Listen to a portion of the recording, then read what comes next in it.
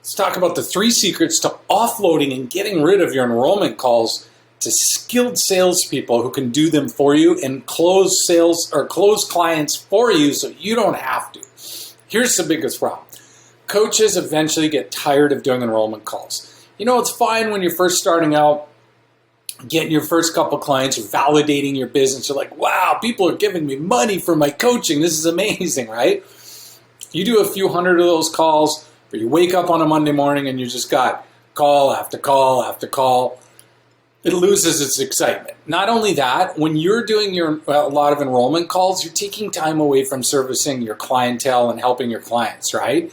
And so it just is a really hard thing to balance. But a lot of coaches don't know how to get off their calls. So they just do more sales calls, more enrollment calls, and everything else in their life suffers. Their clients aren't getting the best of them. They're not spending time on their marketing. They're not spending time doing their own thing. And I would say it's one of the biggest mistakes I made. I did about 5,000 of them before I hired somebody. I should have done about 50 of them before I hired somebody. Because again, it takes away from everything else. So how do you do this? First of all, that's the biggest reason why you need to, is because it's a very unleveraged position in your business, and you're not going to scale past 10,000+ a month realistically until you get off your calls. You could probably get to 20, maybe 30, depending on your pricing. But again, you want to take a week off, you got to shut your whole business down. You want to travel for 3 or 4 days, or maybe you can just check in and do client group calls. What are you doing about these sales calls, right? You got to push them off. Whereas when you have somebody doing them for you, it's like everything just keeps going and the business just works. So here's the 3 things you need to do to get off these calls, okay? The first thing you need to do, well, even before that, you just need to realize how important this is. So first thing you need to do is you got to prove your system. What does that mean? What that basically means is you need to have some recordings of sales, okay? 2 or 3 recorded calls. When you do a call, you record it for quality assurance, and you tell the people you're recording it, okay? You say, hey, I'm recording this call for training purposes, and move on. That's it, okay? Record it.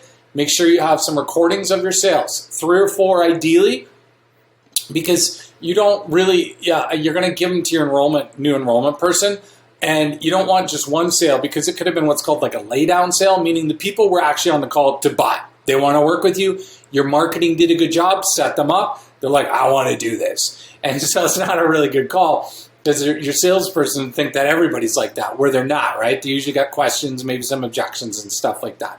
So we need to have 2 or 3 or 4 recordings, and we need a script, okay?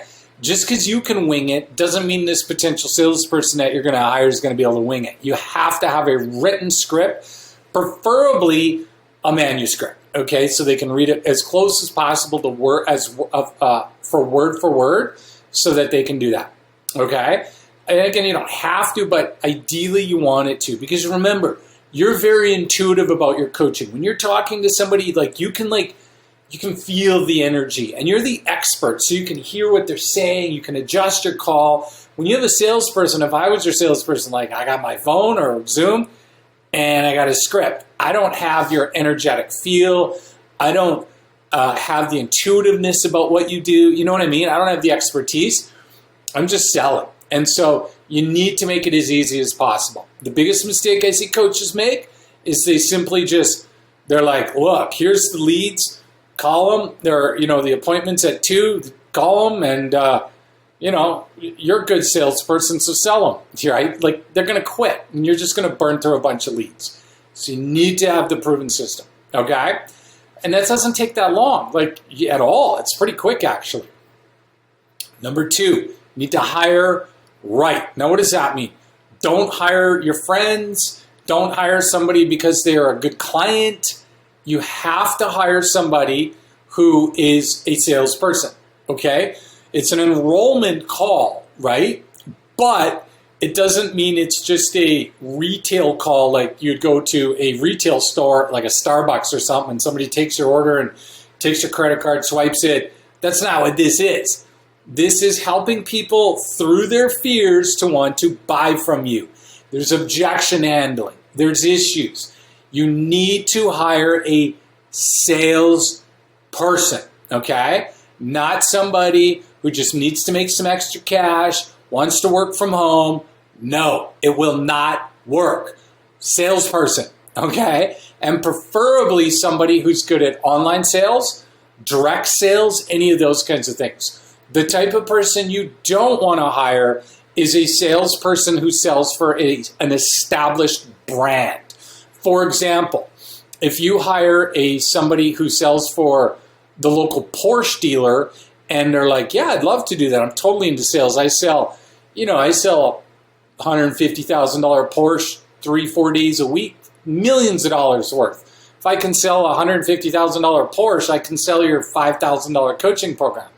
No, they probably can't.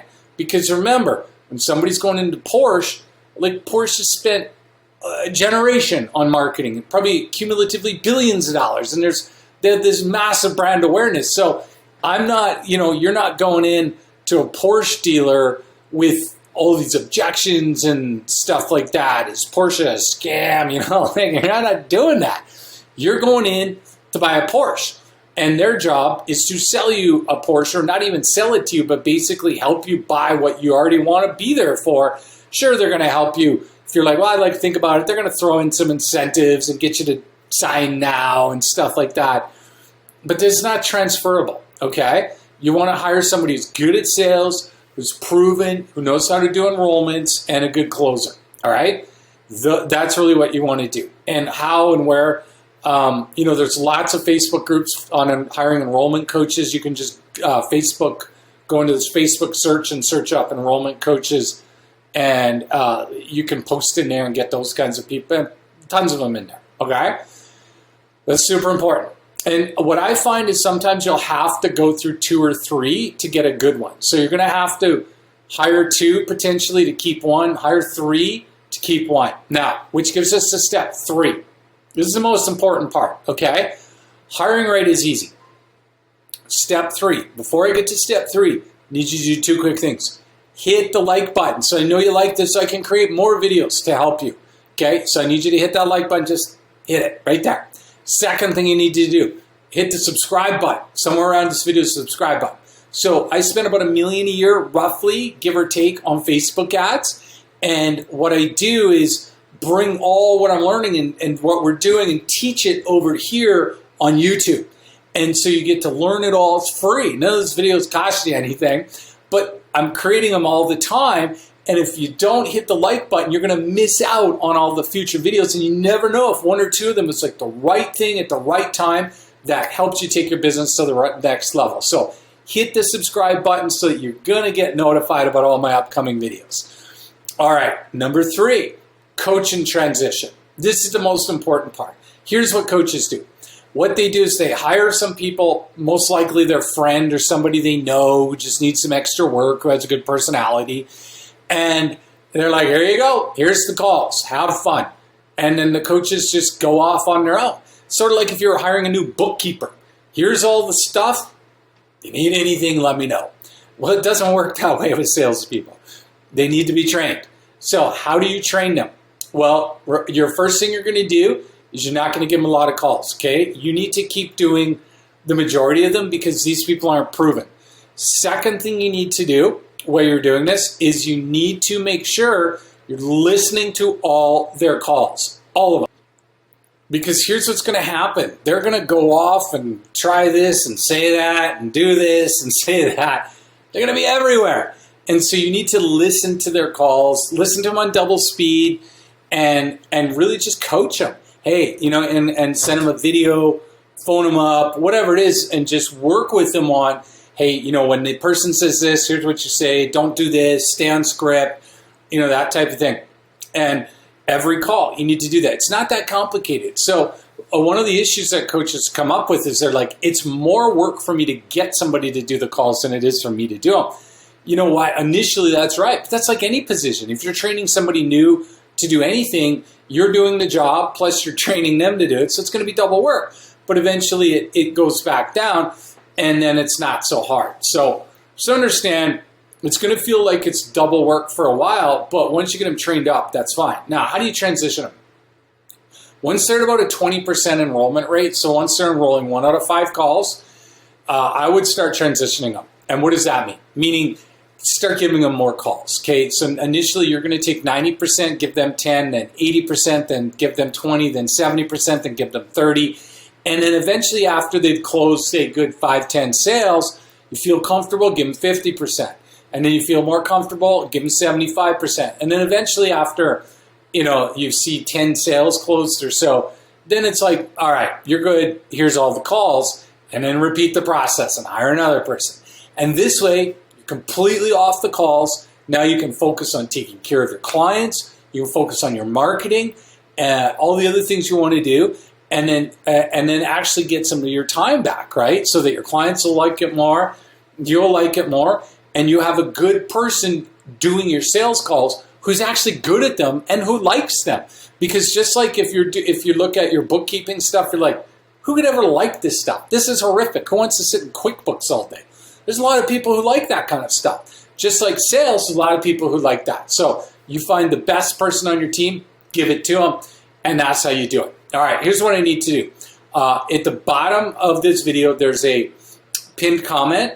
In that comment, click the link, and it's going to take you to a page of my upcoming webinar on the 300-word ad strategy and snowball system I use to attract coaching clients. Like I said, I spent around $1 million a year on ads, give or take, and I'm going to teach you all the mistakes I've made, what I've done that's worked, how we're getting coaching clients, the biggest mistakes that gurus are telling you that are not working. Because here's the thing, if you're going to get off your calls, you need a steady stream of clients, right? And to get a steady stream of leads and clients, you need a steady stream of traffic, and Facebook ads is the best one that I've seen for coaches. So get down, click that link, and we'll see you on that webinar.